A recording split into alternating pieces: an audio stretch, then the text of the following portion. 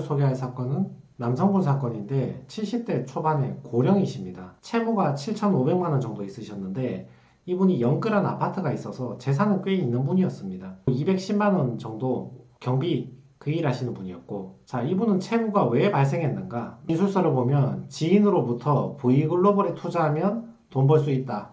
그래서 투자해서 재미를 못 봤는데 또다시 V글로벌에 투자했던 사람들이 찾아와서 집 담보대출 바짝 받아가지고 다 투자하게 됐고, 그래서 집이 약간 깡통이 되어버린 거죠. V글로벌 사건, 유명한 다단계 피해 사건이죠. 이거 네이버 검색하면 바로 나오는 건데 2조 원대 사기 사건, 대표가 징역 25년 확정됐다고 하네요. 대법원까지 갔으니까 완전 확정이 된 것이죠. 단군 일의 최대 사기꾼이라 불리는 조이팔이 다단계 유사수신 업체를 운영하면서 7년 동안 5조 원대 사기 행각을 벌였는데 V글로벌 사건은 10개월 만에 5만 명으로부터 2조 원이 넘는 투자금을 모았으니까 그 기간 대비로 따지면 조이팔보다 훨씬 단기간에 많은 돈을 사기쳤다. 투자하면 3배 수익을 보장하겠다. 10개월간 피해가 2조다.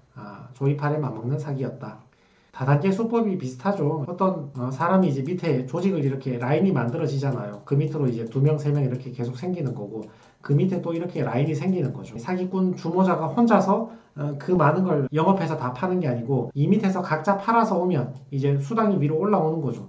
그래서 이 위에 있는 사람은 밑에 누가 팔아도 수당을 다 먹을 수가 있는 거죠. 이런 식으로 조직이 다단계로 계속 커지면서 계속 투자를 받아서 자기 친구, 지인, 사돈의 팔촌까지 다 데리고 와서 투자를 계속 시키는 거죠. 자기 밑에 많은 사람들이 투자할수록 자기가 돈을 벌게 되는 것이니까. 그리고 그 다단계의 매개체가 있을 거 아니에요. 그게 코인이었던 거죠. 우리가 어떤 코인을 만들어서 지금 비상장인데 상장하면 떡상을 해서 10배, 100배, 1000배 벌 수 있으니까 여러분들 투자 좀 해라. 이렇게 하는 거고, 요 코인 이전에는 비상장 주식이나 아니면 기획부동산 많이 있죠. 저기 산골짜기에 뭐 말 같지도 않은 이 경사 이런 데 있잖아요. 도저히 개발이 불가능한 그런 땅.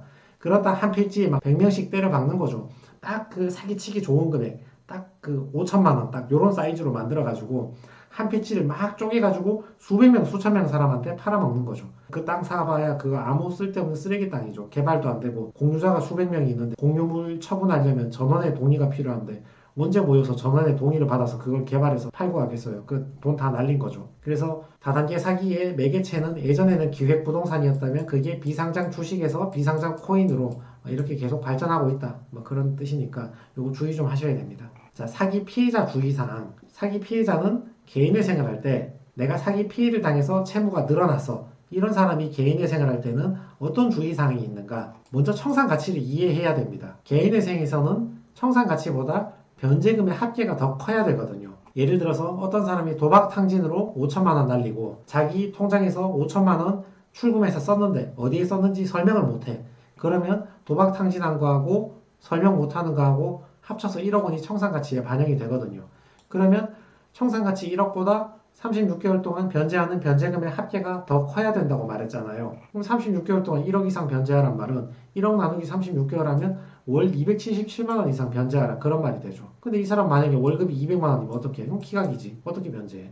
그러니까 청산가치가 자꾸 높아지면 변제금이 따라서 높아지는 겁니다. 단 실무상은 이렇게 가차없이 기각을 내리진 않고 자기 월급 내에서 최대한 성실하게 변제하는 걸 조건으로 인가를 내려주는 사안이 더 많습니다. 자, 어떤 사람이 사기 피해를 1억을 봤다고 봅시다. 이 사람이 저게 사기 피해라는 걸 개인회생 법원에 명백하게 증명을 했어. 그러면 문제가 없죠. 근데 이 사람이 저걸 사기 피해 당했다는 걸 증명을 못했어. 내 계좌에서 다른 사람 계좌로 1억 원이 이체가 됐는데 또는 내가 현금으로 1억 원은 뽑았는데 어디에 썼는지 증명을 못했어. 그러면 법원에서는 어떻게 볼까요? 이 사람 탕진했네. 또는 누군가에게 빌려주고 받을 돈으로 채권으로 가지고 있는 거네. 재산이네. 이렇게 생각을 하겠죠. 그러면 그게 청산가치에 반영돼서 변제금이 올라가는 부작용이 나오는 거죠. 예를 들어서 내가 1억 사기 피해 당한 걸 증명을 했다. 그러면 이 사람이 월급이 170만 원이라고 가정하면 1인 생계비 125만 원을 제외하면 월 변제금이 45만 원 나오잖아요. 근데 사기 피해인 걸 증명 못하면 1억 원이 전부 다 청산가치에 들어오니까 설명 못하는 돈은 청산가치로 들어오게 되니까 1억 이상 변제를 해야 되니까 1억을 36개월로 나누면 월 277만 원 이상 변제해야 되잖아요. 변제금이 이렇게 차이가 난다고요. 그래서 채무자가 돈을 1억을 빌려와서 채무가 발생했어. 그리고 개인회생 신청 들어가면서 내가 사기당했다. 이렇게 설명을 하고 개인회생을 신청한다고요. 근데 법원은 이상한 거지. 사기당한 거 맞아요? 그 돈 어디 이체해주고 숨겨놓고 빚만 털어달라는 거 아닌가? 또는 누구한테 빌려주고 채권이라는 재산 형태로 남아있는 거 아닌가? 그러면 그 1억 청산가치에 넣어서 변제금 높이세요. 이렇게 말하는 거죠. 그럼 변호사가 증명을 해야 됩니다. 이 고소장 보십시오. 네, 분명히 내 사기당해서 저 사람을 고소를 했습니다. 또는 이 민사소송 소장 보십시오. 저 사람 처벌해달라고 소장을 제출했습니다. 사기 피해 당한 거 맞습니다. 한때는 빌려준 거였지만 지금은 저 사람이 망해서 영구적으로 회수가 불가능하니까 이건 재산이라고 볼 수 없습니다. 청산가치에 반영 못하니까 변제금 올릴 수 없습니다. 이렇게 설명을 하는 겁니다. 이 V글로벌 사건 피해자, 이 사람 개인회생 사건에서 보전 권고인데 법원이 바로 이런 명령을 내리는 거죠. 당신은 사기 피해를 당했다고 주장하는 바 사기 가해자에게 어떤 조치를 취하였는지 설명 한번 해보세요. 그리고 소명자료, 고소장이나 고소장을 접수했다는 증명원 또는 민사소송을 제기했으면 소장이나 그 소장을 접수했다는 증명원 그리고 당신이 경찰 앞에서 조사받았을 때 내가 어떤 피해를 당했다고 진술했던 그 피해자 진술조서 이런 거 다 한번 제출해 보세요. 만약에 이런 거 하나도 없다. 그러면 왜 아무런 조치를 안 취했는가? 왜 돈을 받기 위해서 아무런 노력을 하지 않았는지 그거 한번 밝혀보세요. 그 사람한테 사기당했다면서 빌려주고 못 받았다면서 추심할 수 없었다면 그 내용을 왜 추심할 수 없었던 사정인지 그 내용을 설명해보고 소명자료도 한번 제출해보세요. 그리고 상대방이 명백한 지급불능 상태가 아니라면 그냥 안 주고 버티는 거라면 그건 당신이 저 사람한테 받을 돈인 채권의 재산이란 형식으로 가지고 있는 거니까 청산가치에 반영하세요. 그만큼 더 면제하세요. 이런 명령을 내리게 되는 겁니다. 여러분 V글로벌 사건은 굉장히 유명한 사건이잖아요. 조이팔 이래 가장 큰 다단계 사건이고 주범이 징역 25년이나 받았잖아요. 전 국민이 한때는 지금은 다 까먹었겠지만 한때는 다 아는 사건이었잖아요. 근데도 법원은 사기 피해 사실을 바로 믿어주지 않는다니까요. 내가 V글로벌 사기당했다 얘기해도 법원이 사기당했네요. 불쌍하군요. 그렇게 생각 안 한다니까요.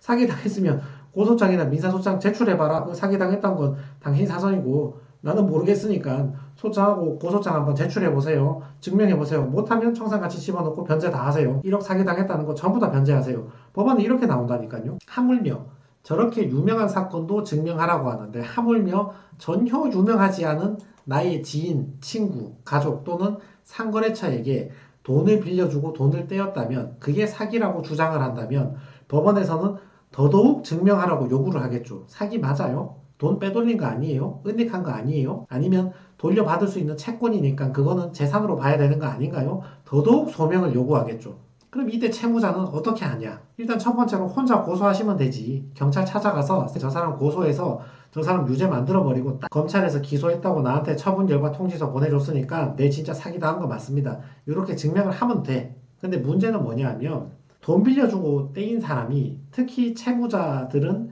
대체로 바쁘고 막 법률 문외한이고 이런 경우가 많으니까 경찰 가서 뭔가 막 중언부언 한다고 경찰도 사건들이 너무 많이 물밀듯이 밀려온다고 막 아무것도 아닌 걸로 처벌해달라고 다 신고하니까 경찰이 그런 사건은 잘 안 받아줍니다. 돈 빌려주고 못 받았어요? 그러면 이거 사기 아니고 민사니까 법원 가서 해결하세요 하고 돌려보냅니다. 그러면 증거가 없잖아요. 내가 고소했다는. 그러면 변호사한테 위임을 해서 맡겨서 고소장을 딱 제대로 만들어서 증거 딱 첨부해서 이 고소장 형식으로 만들어서 변호사 도장, 대리인 도장 딱 찍어서 내면 경찰이 뭉개고 이게 안 돼. 어떤 식으로든 변호사한테 결과를 알려줘야 됩니다. 안 알려주면 변호사가 가만 안 있으니까. 이게 낫죠. 근데 문제는 채무자가 돈이 없잖아요. 아니, 돈만 많으면 변호사한테 맡겨서 깔끔하게 고소를 하면 되지. 월급을 좀 버는 사람이면 그거 골치 아프게 한 달, 두 달 머리 싸맬 바에는 돈 주고 변호사한테 맡기세요. 그게 훨씬 더 가성비가 좋아요. 근데 채무자 중에는 진짜 힘든 사람들도 많이 있거든요. 그런 분들은 웬만하면 가까운 변호사나 법무사 사무실 찾아가서 그냥 내 형편이 이만저만하니까 고소장 요거 좀 싸게 좀 해달라. 그렇게 부탁을 하세요. 그 했다는 결과만 좀 만들어달라. 그렇게 부탁하면 웬만하면 저렴하게 다 해줄 겁니다. 이분 사기당한 돈이 굉장히 컸지만 이분이 피해당한 거는 전부 다 증명을 했습니다. 좀 뒤늦긴 했지만 그 소송했던 내용, 고소했던 내역들을 제출해서 그러니까 사기 피해 당하느라 몇 억 이체했던 것은 청산가치로 안 들어왔고 저기 있는 4천만 원은 그 아파트 갭 연끌했다 했잖아요. 남은 재산 저거 이제 청산가치로 들어갔고 그래서 이분은 소득이 210만 원인데 배우자도 있었기 때문에 부양가족 1.5인 넣어서 월 생계비를 150만 원, 180만 원 이렇게 뺄 수 있었는데 저 재산이 4천만 원 넘게 남아 있잖아요. 그래서 저거 이상은 변제해야 되니까 부득이하게 생계비를 92만 원밖에 못 뺐습니다. 그래서 월 변제금 120만 원에서 36개월 변제하는 걸로 이렇게 종결을 했습니다. 오늘 영상이 다단계 사기 피해를 당하신 분들이나 지인에게 돈을 빌려주고 못 받으신 분들, 거래처에 물건이나 돈 주고 떼이신 분들, 이런 분들에게 오늘 영상이 도움이 되었으면 좋겠습니다. 네, 이상입니다.